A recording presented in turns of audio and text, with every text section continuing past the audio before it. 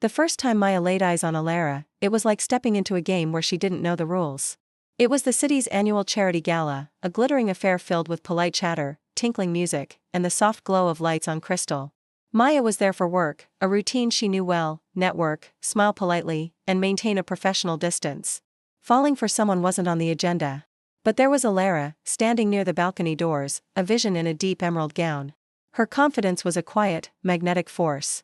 She wasn't seeking the spotlight, yet it seemed to bend toward her, drawn by an invisible pull. When their eyes met from across the crowded room, a silent current passed between them. It was a mix of curiosity, a challenge, and a thrilling hint of danger that made Maya's breath catch. Later that evening, Elara approached, her smile playful and her eyes alight with mischief. "Be careful," she said, her voice a low murmur that cut through the noise of the gala. "This night has a way of changing plans." Maya found herself laughing, surprised at how easily her professional armor melted away. The tension that had sparked between them was now a warm, inviting glow. "I'm not afraid of change," Maya replied, her voice steadier than she felt. A slow smile spread across Elara's face. "Good," she said. "Neither am I."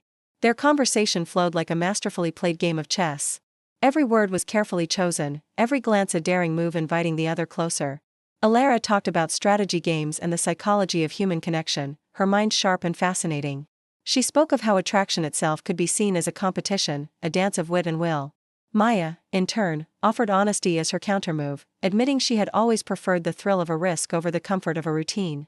With every exchange, the air between them grew more electric, charged with a palpable sense of possibility. Just then, the music shifted, slowing to a gentle, swaying rhythm. Elara extended her hand, a simple, elegant invitation. "Dance with me," she said. "Just for one song." For a fleeting moment, Maya hesitated, the logical part of her brain warring with the undeniable pull she felt. But she accepted, and as her hand met Elara's, the rest of the world seemed to fade into a blur. On the dance floor, they moved as one, their bodies close, their breaths sinking in the quiet space between them. Elara's hand rested at Maya's waist, a touch that was both warm and steadying. Maya's heart pounded in her chest, a frantic, joyful rhythm that wasn't born of fear, but of pure, exhilarating anticipation. She felt seen, understood, in a way she hadn't realized she was missing.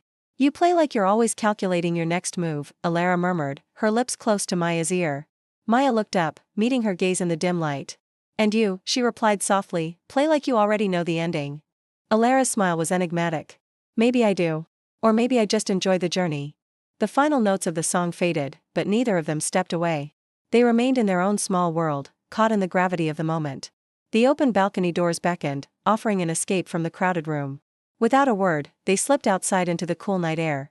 The city lights stretched out beneath them, a glittering tapestry of endless possibilities.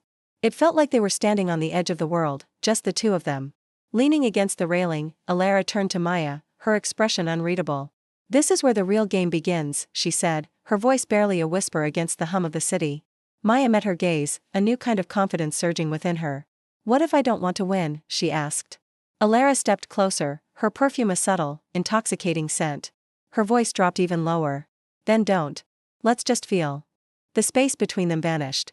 Elara slowly lifted her hand, her fingers gently brushing against Maya's cheek.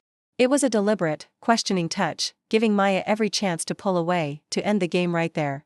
But Maya didn't move. She leaned into the touch, her eyes closing for a moment. And then, their lips met. It was a soft, tentative kiss, slow and questioning at first, then blooming with unspoken promise. The world seemed to hold its breath as a profound warmth spread through Maya's chest, a feeling of coming home to a place she never knew existed. When they finally parted, Elara rested her forehead against hers, a soft, genuine smile on her lips. "That," she said quietly, her breath warm against Maya's skin, "wasn't strategy." Maya's heart swelled. "No," she agreed, her voice filled with wonder. "That was instinct." It was a surrender, but one that felt more like a victory than any game she had ever played. In the weeks that followed, what started as a spark at a gala deepened into a steady, brilliant flame. Their connection grew into something neither of them had expected, something far beyond the initial game of attraction. Casual coffee dates effortlessly turned into long, late-night walks through the city streets.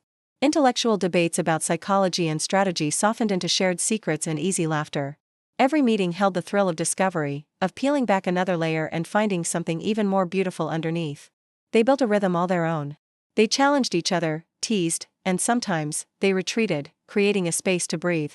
But they always returned, drawn back together with a force that was stronger than before. Each move, each conversation, each shared silence only pulled them closer. The game hadn't ended, it had simply evolved. The objective was no longer to win, but to understand. One evening, a fierce rainstorm swept over the city. Inside Elara's apartment, they stood by the window, watching the rain trace paths down the glass.